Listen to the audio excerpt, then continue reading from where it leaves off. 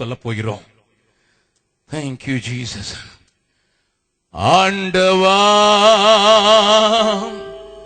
பிரசன்னமாகி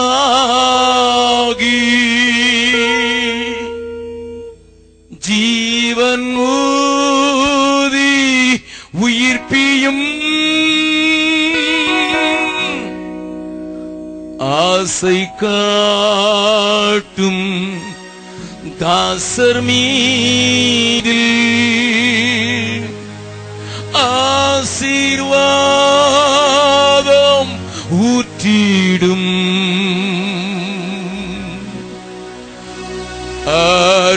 அருள்மாறி எங்கள் பேரில் வருஷிக்க பண்ணுவீ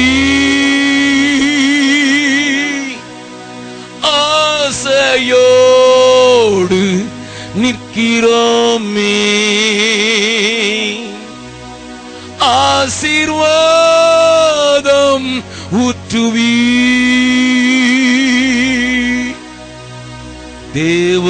தேவரீரின் பாதத்தண்டை ஆவலோடு கூடினோம்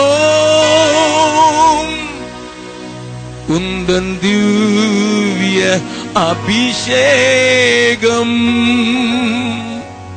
நம்பினாடி அண்டினோ அருள்மாறி எங்கள் பேரில் வருஷிக்க பண்ணுவீ ஆசையோடு நிற்கிறோமே ஆசீர்வாதம் ஊற்றுவீ. இயேசுவின் மூலம் ஜெபம் கேளும் நல்ல பிதாவே, ஆமென். உட்காரலாம். அருமையான தேவனுடைய பிள்ளைகளே, வசனத்துக்கு ஒப்பு கொடுத்த ஒரு பெரிய கூட்டத்தை இந்த இந்தியாவிலே ஆண்டவர் எல்லா மாநிலங்களிலும் விசேஷமாக தமிழ்நாட்டிலும் எழுப்ப ஆரம்பித்து விட்டார். மாயைகளுக்கு ஒப்பு கொடுக்காமல் வெறும் ஜிமிக்ஸ் பரவசத்தை உண்டாக்குகிற இந்த ஸ்டேஜ் டெக்கரேஷன்ஸ் போட்டு ஸ்டேஜை அலங்கரித்து ஒரு கிளப் மாதிரி உண்டாக்கி ஒரு கிளப் மியூசிக் அடித்து அதனால் ஏற்படுகிற பரவசம் அநேக நாளுக்கு நிக்காது. அது வாட்டர் பபிள் தான். நிறைய வர்ற மாதிரி தெரியும், பொங்கி பொங்கி வர்ற மாதிரி தெரியும், ஆனா உள்ளுக்குள்ள ஒண்ணும் கிடையாது, நிலைச்சு நிக்காது. நிலைத்திருக்கிறவர்களுக்கு ஆண்டவர் அதிகாரமாக அற்புதமாக நம்முடைய வசனத்தையே வைத்திருக்கிறார். அதுவே நிலைத்து நிற்கிறது. ஏனென்றால் வானமும் பூமியும் ஒளிந்து போனாலும் என் ஆண்டவருடைய வார்த்தை மாத்திரம் ஒளிந்து போவதில்லை. நம்புகிறவர்கள் மாத்திரம் கரங்களை உயர்த்தி அல்லேலூயா சொல்லலாமா? ஹல்லேலூயா.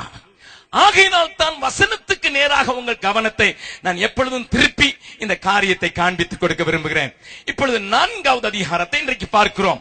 4வது அதிகாரத்தின் முதல் வசனத்தை வாசிக்கும்படியாய் கேட்கிறேன். ஆதலால் எனக்கு பிரியமும் வாஞ்சையுமான சகோதரரே, எனக்கு பிரியமும் வாஞ்சையுமான சகோதரரே, எனக்கு சந்தோஷமும் கிரீடமுமானவர்களே, எனக்கு சந்தோஷமும் கிரீடமுமானவர்களே, பிரியமானவர்களே, பிரியமானவர்களே, இந்தபடியே கர்த்தருக்குள் நிலைத்திருங்கள். நன்றாய் கவனியுங்கள். பவுல் அழகாக தெளிவாக எழுதுகிற வார்த்தைகள் நம்முடைய சிந்தனையை தூண்டி விடுவது மாத்திரமல்ல, சத்தியத்துக்கு நேராக நம்மை நேராக வழி நடத்துகிறது.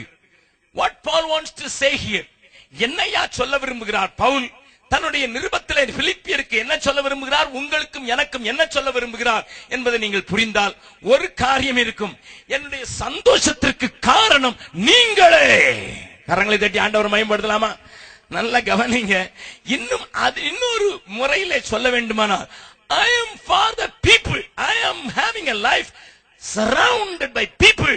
I am having a life people oriented life. நான் ஜனத்தை மையமாக கண்ட ஒரு ஊழியத்தை உடையவன், வாழ்க்கையை உடையவன். ஆகையினால் தான் நான் உங்களையே என் சந்தோஷத்தின் காரணமாக நினைக்கிறேன். பக்கத்துல இருக்கவங்க சொல்லுங்க, பக்கத்துல உங்க கையை பிடிச்சு சொல்லுங்க, ஜனங்களை மையமாக கொண்ட வாழ்க்கை சந்தோஷமிக்க வாழ்க்கை. ஒன்னும் புரியல பிரதர், நீங்க சொல்றது ஒன்னும் புரியல, நல்லா கவனிங்க. இன்னொரு வசனத்தையும் தெசலோனிக்கேயருக்கு எழுதும்போது என்ன எழுதுகிறான்னு பார்க்கலாம். தெசலோனிக்கேயருக்கு எழுதின நிருபத்திலே பவுல் இதே காரியத்தை மறுபடியும் அவர்களுக்கு எழுதும்போது, தெசலோனிக்க சபைக்கு எழுதும்போது எழுதுகிற வார்த்தையை பாருங்கள். 1 தெசலோனிக்கேயர் 2வது அதிகாரம் 19வது 20வது வசனத்தை வாசிக்கலாம். எங்களுக்கு நம்பிக்கையும் சந்தோஷமும், எங்களுக்கு நம்பிக்கையும் சந்தோஷமும், மகிழ்ச்சியின் கிரீடமுமாய் இருப்பவர்கள் யார்? மகிழ்ச்சியும் கிரீடமுமாய் இருப்பவர்கள் யார்? நம்முடைய கர்த்தராகிய இயேசு கிறிஸ்து வரும்போது, நம்முடைய கர்த்தராகிய இயேசு கிறிஸ்து வரும்போது அவருடைய சன்னிதானத்திலே நீங்கள் அல்லவா அப்படி இருப்பீர்கள். நீங்கள் அல்லவா அப்படி இருப்பீர்கள். நீங்களே எங்களுக்கு மகிமையும் சந்தோஷமுமாய் இருக்கிறீர்கள். பவுல் மறுபடி சொல்ல விரும்புகிற ஒரு பெரிய காரியம், கிறிஸ்தவ வாழ்க்கை எதை மையமாக கொண்டது என்பதனை ஒரு கோணத்தை நமக்கு காண்பிக்கிறார். It is a people oriented life. Let me tell it again. A Christian life is a people centered, people oriented life. இத நீங்க மறந்து போகாது. கொஞ்சம் கொஞ்சமா உலகம் நம்மளை எப்படி தள்ளிட்டு தெரியுமா? பொருட்களை மையமாக கொண்டு, வசதிகளை மையமாக கொண்டு, காரியங்களை மையமாக கொண்டு, கட்டடங்களை மையமாக கொண்டு, பெரிய பெரிய காரியங்கள் இருந்தாதான் நம்ம சந்தோஷமா இருக்கலாம் என்கிற மாயையிலே தள்ளிவிட்டது. போன வாரம் அம்பாசமுத்திரத்தில் பேசிக் கொண்டிருந்தேன். நாங்கள் தங்கியிருந்த வீட்டில அந்த சகோதரி என்னை அவர்கள் விசாரித்தவர்கள் சொன்னார்கள், அண்ணே நாங்க கூட பிறந்தது 11 ஆட்கள் என்று சொன்னார்கள். அவருடைய 11வது தம்பியும் குடும்பத்தோடு அந்த கூட்டத்தில் கலந்து கொள்ள வந்திருக்கின்றார். நான் அவரை பார்த்து கேட்டேன், உங்க பேர் என்னன்னு. 11 சன் அப்படின்னாரு. பேரே 11வது பையன். நான் அவரை பார்த்து ஒன்னு கேட்டேன், என்னங்க 11வது பையன் எல்லாரும் கூப்பிடுறது உங்களுக்கு வெக்கமா இல்லையா? அப்படின்னா எங்க முன்னால சாப்பிட்டுக்கிட்டு இருந்தேன் மாமா, சீச்சி போடா, என்னுடைய தாய் மாமன். அவர் சொன்னாரு, உங்க பெரியம்மாவுக்கு உங்க அம்மா கூட பிறந்த உங்க அக்காவுக்கு 19 பிள்ளைங்கிறது உனக்கு ஞாபகம் இல்லையா? ஹலோ, நேற்றைய தினத்துல ஹிந்து பேப்பரை படித்திருந்தா தெரிஞ்சிருக்கும். ஒருத்திக்கு 6 பிள்ளை முன்னாலே இருக்குது, இந்த பிரசவத்துல 8 பிள்ளை ஒன்னா பிறந்துச்சு. ஹலோ, அழகா குட்டி குட்டியா இருக்குதான், எலி குட்டி மாதிரி இருக்கும். I was reading and I was laughing at that news.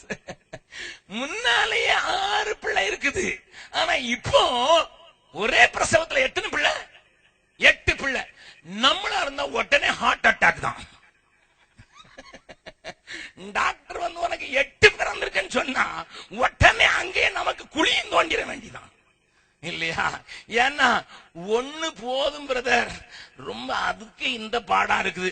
மிஞ்சி போனா 2 போதுங்கிற லெவலுக்கு நம்ம வந்திருக்கிறோம். நாங்கள் இப்படி சிரித்து பேசிக் கொண்டிருந்த போது அந்த சகோதரி சொன்னாங்க, அண்ணே எனக்கு ரொம்ப கவலை தான். அவங்க அந்த வீட்டுல, எந்த வீட்டுல நான் தங்கி இருந்தேன், என்ன கவலை தான், எனக்கு 2 பிள்ளைங்க தான் ஆண்டவர் கொடுத்திருக்கிறாரு. நாங்க 11 பேர் இருக்கும் போது அடிச்சு பிடிச்சு விளையாண்டு கலகலன்னு இருந்ததுனால நாங்க அம்மா அப்பா தான் எங்களை வந்து தேடணும்னு நினைக்கவே இல்லை. எங்களுக்குள்ளேயே பெரிய டீமே இருந்தது. 11 பேர், ஒரு பயங்கர ஃபுட்பால் டீம். நல்லா கவனிங்க. ஆமா 11 பேர் பயங்கரமான டீமா இருந்தோம். அதனால அம்மாவையோ அப்பாவையோ நாங்க தொந்தரவு பண்ணவும் இல்லை. அவர் லேட்டா வராரு, இது வரான.